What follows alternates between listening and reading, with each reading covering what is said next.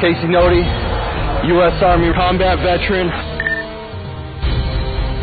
I got into powerlifting ever since I've been competing, and really helped push me in the direction of powerlifting and getting fit and staying fit.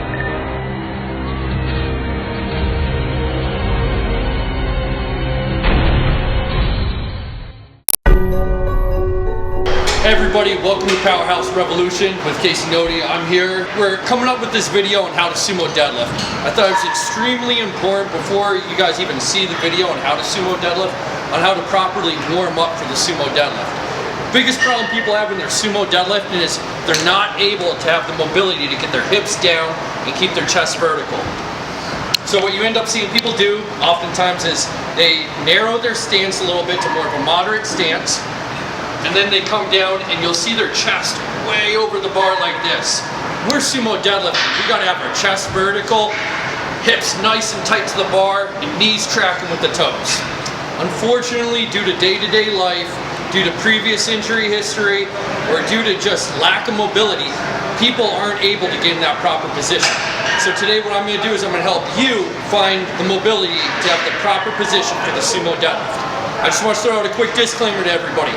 I'm not a medical doctor, I'm not a physical therapist. I've learned from a lot of smart, intelligent people. Robin Cudworth from Springfield College, to give an example, and I've watched a million videos of Donnie Thompson and K-Star. Great guys, so I'm just taking what information I can from a lot of the legends out there. So first thing we're gonna do is we're gonna reset our hips. What we're gonna do is we're gonna push the femurs back into the hip capsule. The reason why this is important, through day-to-day activity, through lots of sitting down, working at your office job, sitting in school for 18 hours a day if you're in college, chilling in class for however long you're doing it, and then going to the library and busting out your papers. Everybody's sin. Everybody's hip flexors are tight. What that causes the body to do is have the femur come out of the hip capsule. We're talking fractions of an inch here. Nothing crazy, but those fractions of an inch make a huge difference when it comes to mobility work. So what we're gonna do first, right here we got a 100-pound band, I believe this one is. What we're gonna do is we're gonna take it around the back like so, right around the hips. Notice it's not in the lumbar, it's in the hips, right above where your piriformis is. Then we're gonna squat down, throw this band right below the patella, right there. Go to the other side, same thing.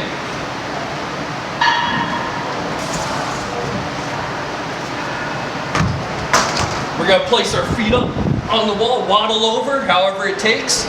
Get in that position right here. First thing we're gonna do is we're gonna make sure our back is flat against the ground. We don't wanna have any hyperextension in the lumbar, make it flat against the ground. Then we're gonna put pressure on our heels. We want our toes facing north-south the whole time. Right now, the pressure from the bands is pushing the femur back into the hip capsule. It's gonna feel hard if you haven't done this in a while. If your hips are out of place, out of alignment, it's not gonna feel good. It's gonna be hard, almost like the muscles are fatiguing. It's not gonna hurt, it's not gonna be painful, but it's gonna feel like you just did about 20 squats. So what I typically do is I have people, myself included sometimes, hold this position for about 3 to 4 minutes. Then after that, we start stretching out the piriformis.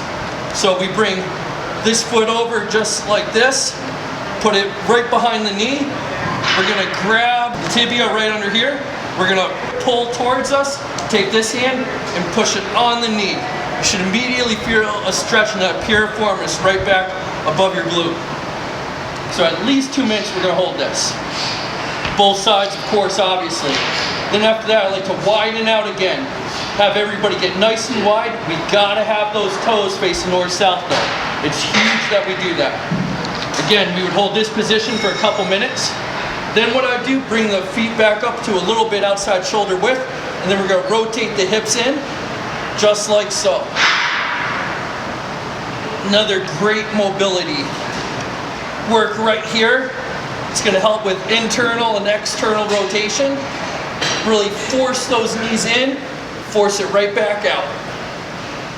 So all in all, this first set of mobility drills would take you probably about 10 minutes max. If you're on here for more than 10 minutes, you need to get a life. major problems when people are sumo deadlifting is they're just not able to get their hips wide when they're getting low. A lot of people have this problem with the squat too. Oftentimes what it can be is it can be a tight iliac, a tight psoas.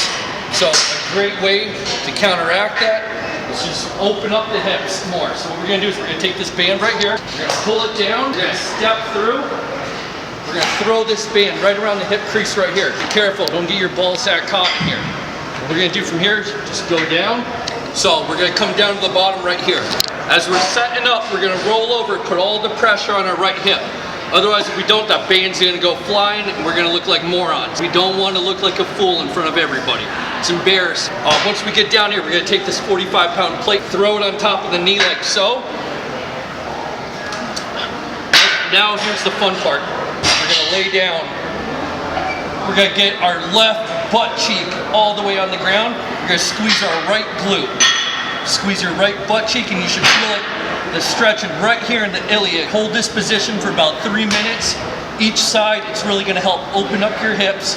It's really gonna help improve your sumo deadlift. All right, everybody, one final mobility drill that we like to do before we start sumo deadlifting is really get the hamstrings loose, get the calves loose, and again, work on that psoas, work on the hip flexor.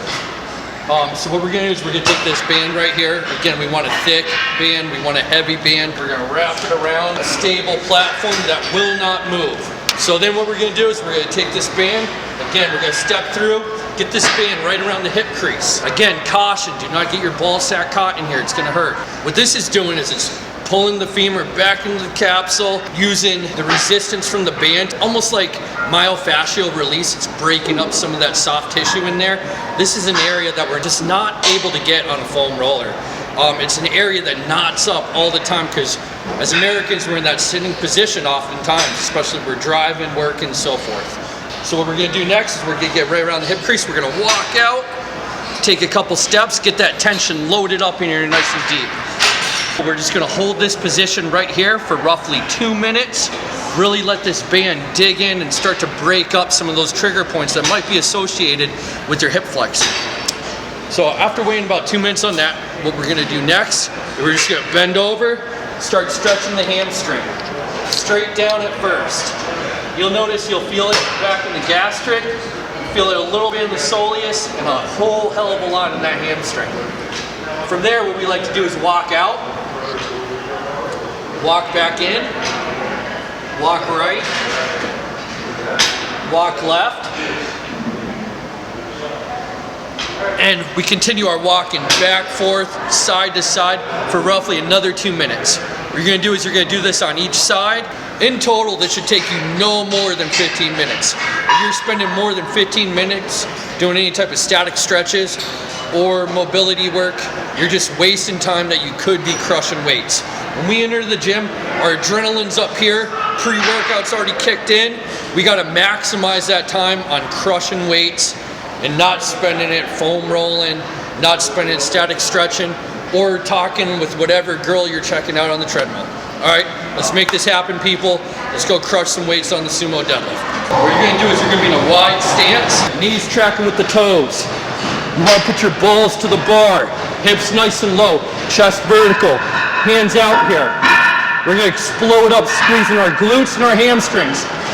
Hip thrust at the top, lock those hips out. That right there is how you sumo deadlift. The prime movers of this lift are the hamstrings and the glutes. We're not using as much lower back as we would with the conventional deadlift. So, you get down. What we're gonna do is we're gonna squeeze our glutes, squeeze our hamstrings. We're gonna explode up. Lock out at the top.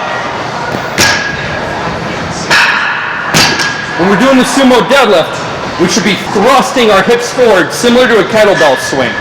That's our power on the sumo deadlift is coming at the lockout position. Now, some of the questions people might have about sumo deadlifts. Should you over-underhand with your grip? Personally, I don't over-underhand, very rarely. I do it if the weight's extremely light. When I'm pulling competition, I'm hook gripping, double overhand. That way I'm avoiding risk to the biceps tendon. I've already had biceps tendon problems throughout my career. I'm staying away from that from now on. Double overhand is how I go. I'm able to squeeze my chest and lats more, get my lats more engaged that way, and get more explosive power as I'm coming up off the ground. By practicing the proper techniques, it's going to help your numbers skyrocket. We got a video coming up with how to squat properly, low bar, high bar. We just got a whole bunch of videos coming together on how to help you become a much better lifter and have those numbers skyrocket through the roof. Be sure to leave your questions and comments in the comment section of this video. We're going to answer them. We're going to get back to you. We're trying to create a dialogue between us and our viewers. Thank you for viewing.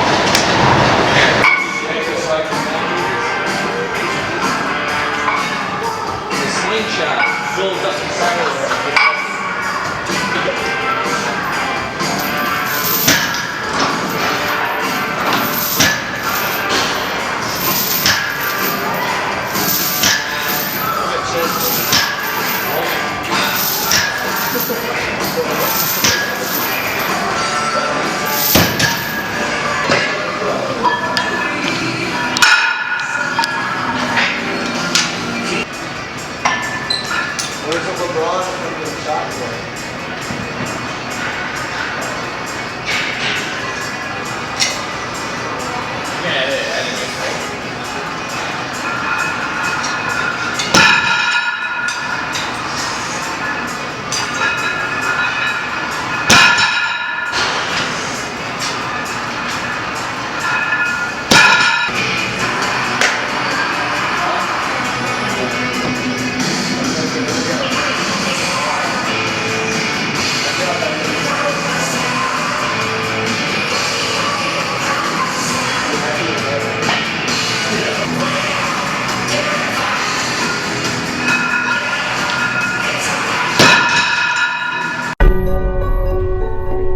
Powerhouse Revolution with Casey Nothe.